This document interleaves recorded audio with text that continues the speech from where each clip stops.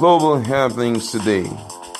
We communicate, we analyze global news. Stay tuned. Hello, beautiful people. Welcome to Global Happiness Today YouTube channel.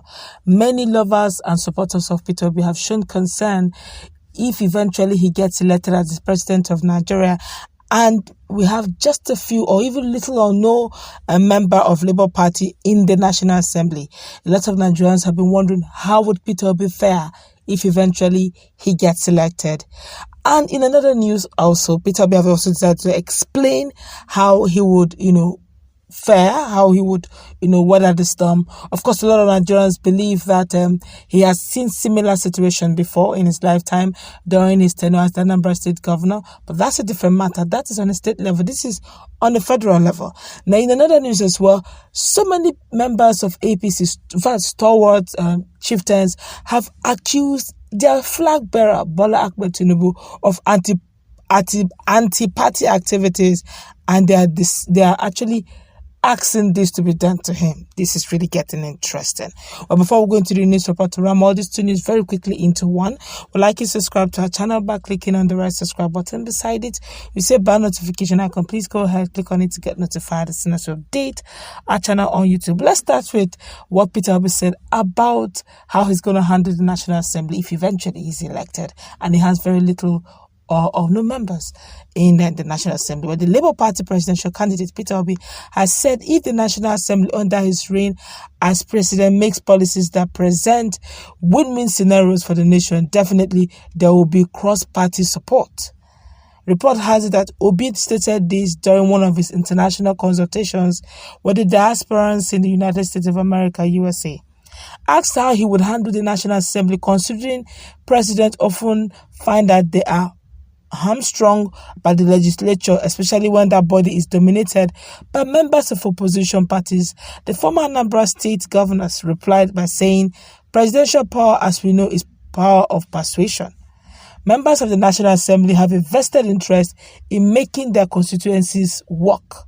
Their respective constituencies invariably form the presidential and national constituency. Policies that present win-win scenarios for national and federal constituencies will definitely attract bipartisan support.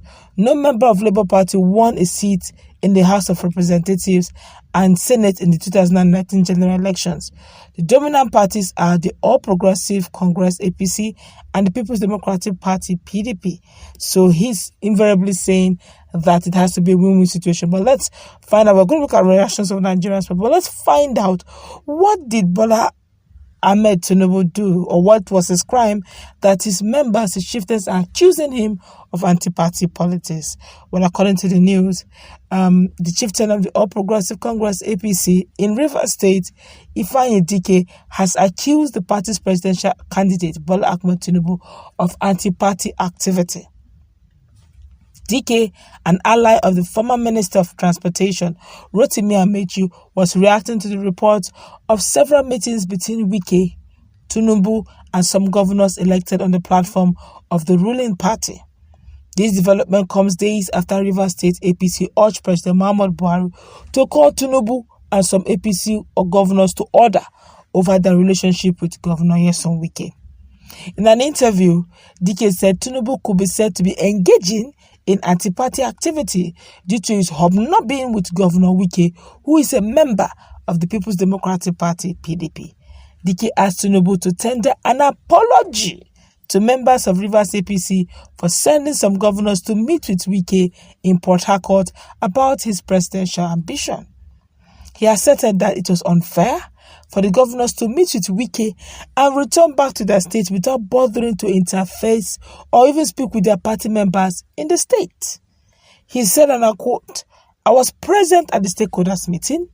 I have said it, and I will continue to say that we, the people of Rivers State in APC, demand an apology from Asiwaju Ahmed Tinubu. For him, Tinubu to come to Rivers State through his handlers and the Southwest governors to engage Governor Wike in a meeting is an affront. It is an affront to the Rivers people, and Rivers APC members are not happy. This amounts to anti-party activity if no one will caution him I will say that we are demanding an apology from Tinubu, our candidate, and his cohort to Rivers APC. This is because we have the capacity to win here, and we have the capacity to defeat PDP. So why hobnob with Wike? Rivers people have rejected Wike, and that is the truth. Yeah, this is strong statement. Asking your flag bearer to apologize.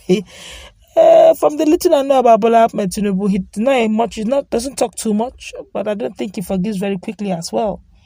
Whatever it is you have done, he keeps it at the pipeline. He will visit it later. The whole Bola Ahmed Tinubu that everybody knows in Lagos. And you're telling him to apologize to you, APC. In APC, everybody knows that in APC, there's a way, they have this standard they do their things. It's not, you will not call it democracy per se.